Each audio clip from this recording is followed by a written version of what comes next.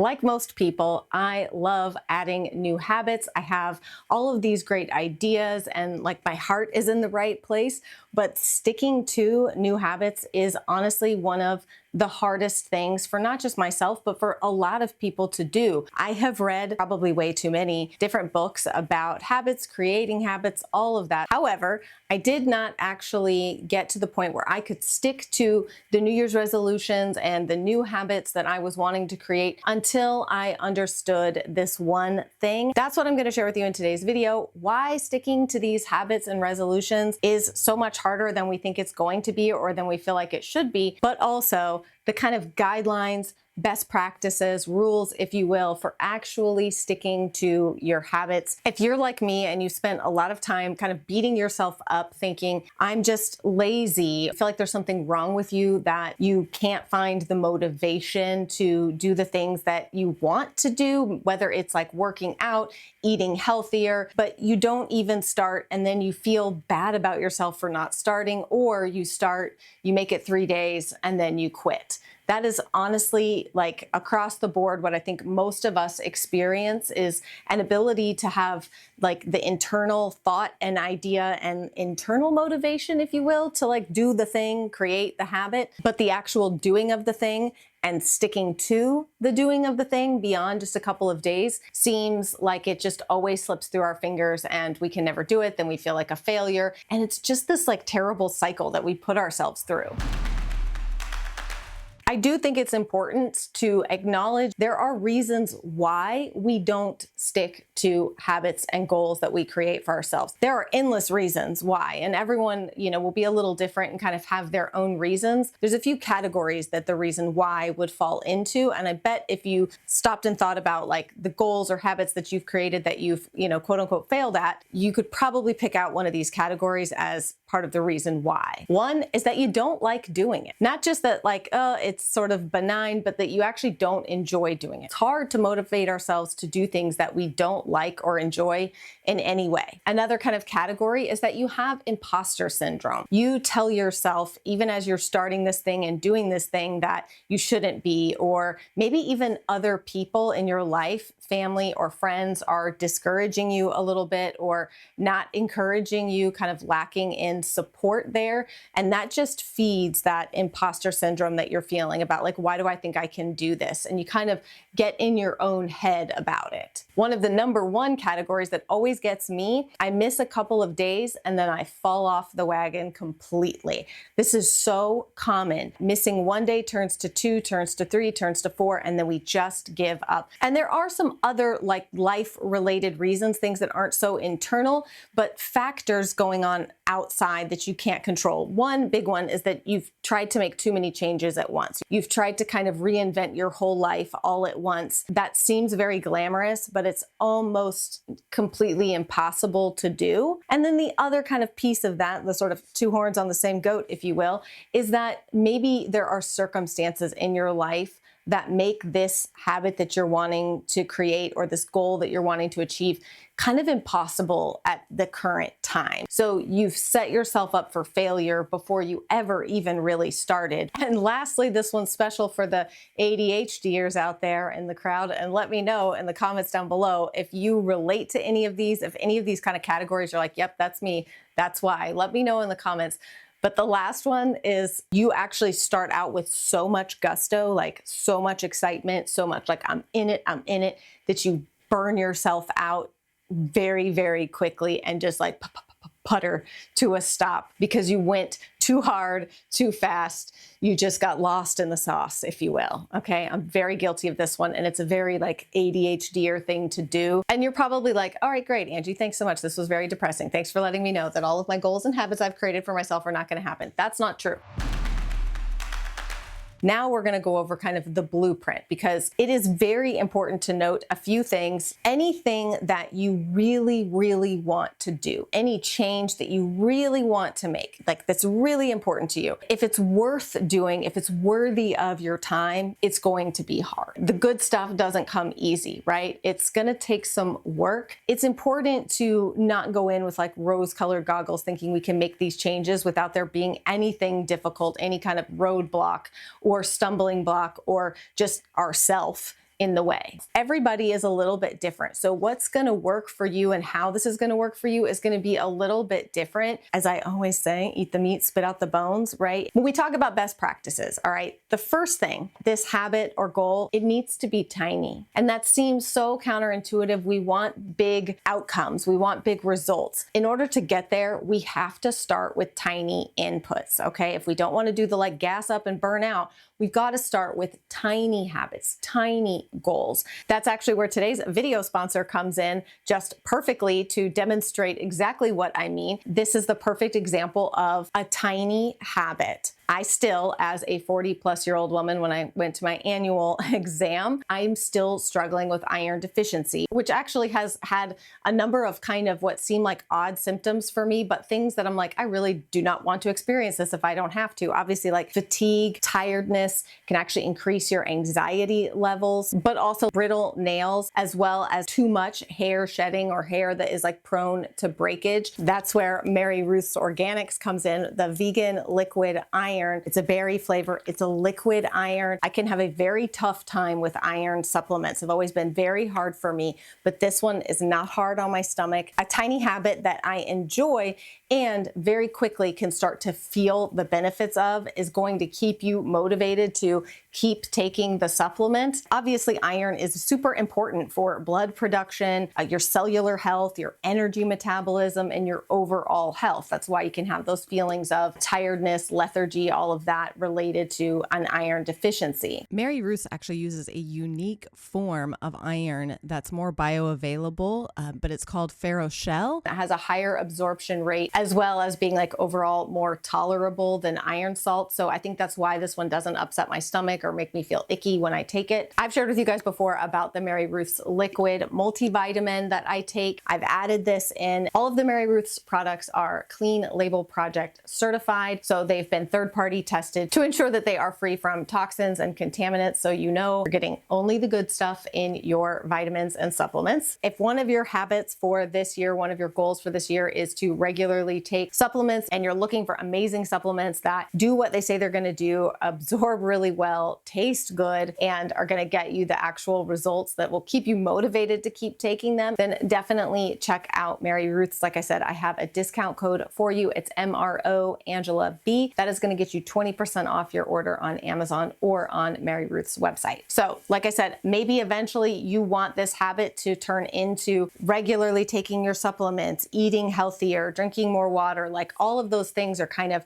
the end result, but you have to start with one tiny thing. Maybe you want to drink more water. Well, don't start trying to drink 80 ounces of water a day. Start with one glass of water, just one glass of water. Morning, evening, whatever time you think is going to work best for you to squeeze that in. Ask little of yourself in the beginning. I think of it a lot like training a muscle.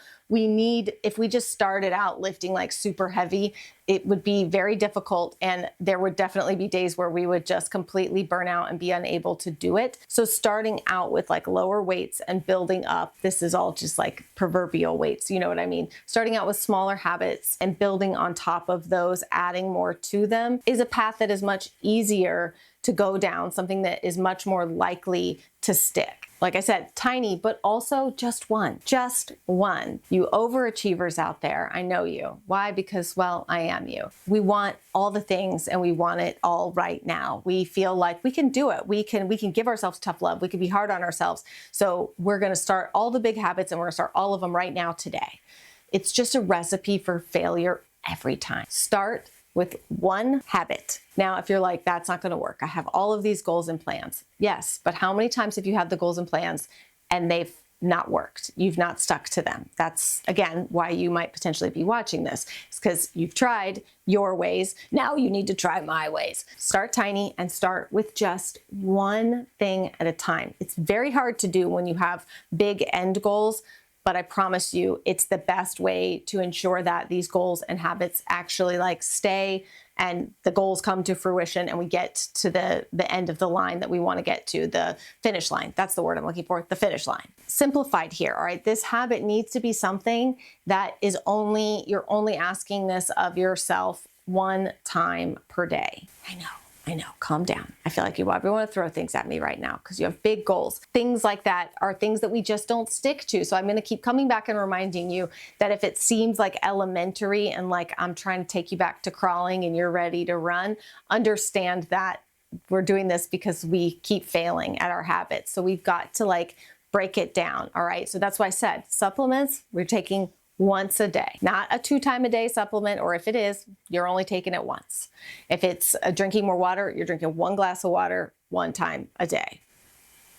Trust me. It sounds stupid, but like for me, my sugar addiction that you might have seen me talk about that. I'm going to talk about it in the video. I don't know which one of these videos is going up first. So maybe you've heard me talk about it. Maybe you haven't yet, but I have a serious sugar addiction, a serious candy addiction, very specifically. So instead of saying no more candy at all, which I know will be very difficult for me to actually stick to, I'm going to start by cutting back. It's not like I eat candy every night before bed, but you know what I mean. I'm replacing my candy treat that I want in the evenings with something like an apple and peanut butter, which is my husband's favorite treat, which might be why he's made of mostly muscle and I'm made of more fat than muscle. Okay. I have to make it, and I'm like, not just pointing at you, I'm pointing at me too. It's got to be achievable, attainable, and something that we can see and like check off the successes every day, and we can expect it out of ourselves every day, because you're probably like, this seems too easy. It should seem too easy, because then you know you can do it. There's no excuse. You have no excuse. 1 glass of water 1 time a day, 1 chug of a liquid supplement 1 time a day, 1 replacement of a candy treat once a day. These are very doable. Now, the next thing is, do not allow yourself to skip your habit twice. These habits are stupid simple so that we can stick to them. So there's really no excuse to miss them even once, okay? But if you miss it once, do not let yourself miss it again the next day. That is when you will backslide and just stop it altogether. Ask me how I know. So if you miss your habit one day, come hell or high water, that habit is happening the next day. Do not let yourself miss it for 2 days in a row. It's just, that's where the backslide happens. I can't emphasize it enough. It seems simple, overly simplistic maybe. I'm like 40 years of evidence that this is how this works, okay? This is how we actually can create habits we can stick to. And maybe we'll save that for another video, because I have created many habits and health things that I have totally stuck to, and I'm incredibly proud of myself for. That's not what I'm focusing on in this video, though. I'm talking about why the ones that have failed have failed. Accountability is also incredibly helpful. I know that sometimes I struggle with wanting accountability because I'm like, just leave me alone, I'll do it myself. And I don't want somebody else like breathing down my neck about something. Like, I make myself feel guilty enough. I don't need somebody else to add more guilt on top of that. But accountability, I mean, I don't want that because I don't want somebody else to hold me accountable. That's the truth. So accountability can be fantastic, especially, just one person is great. If you have somebody, more than one person is even better. It's why like group fitness and group things tend to work, because, again, we're human beings. We have that bit of like tribal mentality. We want approval of the group. It's like we can let ourselves down, and we don't want to let this other one person down, but if we have to, we will. But letting like the whole group down goes against our nature as people. So that's why having more than one person or a group of people to be accountable to is a way to ensure that that won't be the reason that you quit. I'd also encourage you to pick something for your first habit that you're going to start with. Pick something that it's not even so much that you have to like love doing it, because a lot of these things we don't, but that you can find something in it that you can enjoy, something that gives you like positive feedback fairly quickly. Again, like for me, taking the iron supplement, within a week of taking that, I was already feeling the benefits of it, an increase in my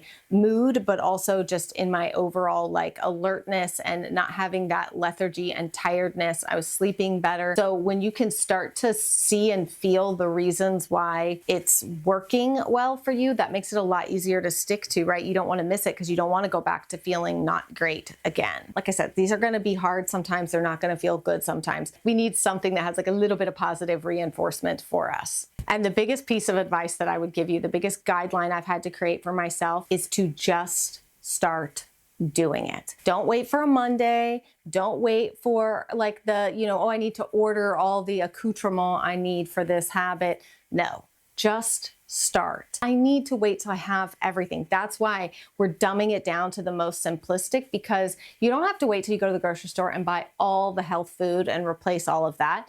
We're just replacing one thing a day with something healthier. I'm sure you have one healthy thing in your fridge already. You don't need to wait.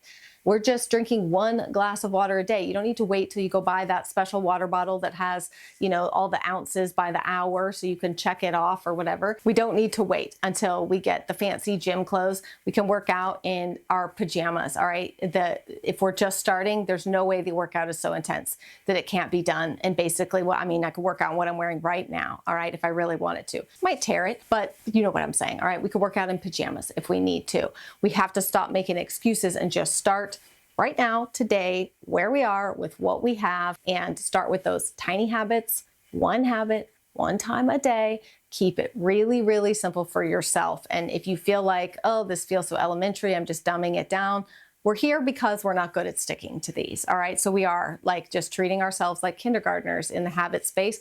And that's okay, because if we do a really good job, then we get to start adding. All right. Now, that's the last thing. And you're like, why don't you tell me, when do I get to add to it? A few weeks. You need to wait a few weeks and make sure that you are sticking to this consistently, at least 2 weeks, but 3-ish is probably better. All right. Make sure that you are sticking to this for at least that long before you start adding on top of it. Yes. Does it mean it might take a little longer than if you started everything right now today? Yes. But the likelihood of you actually getting to the end of this, finishing this, achieving that goal by starting everything, all the things right now today, is so slim. So if you start small and slowly start to build, you will get there. You will, right? Because the only way to actually fail is to quit.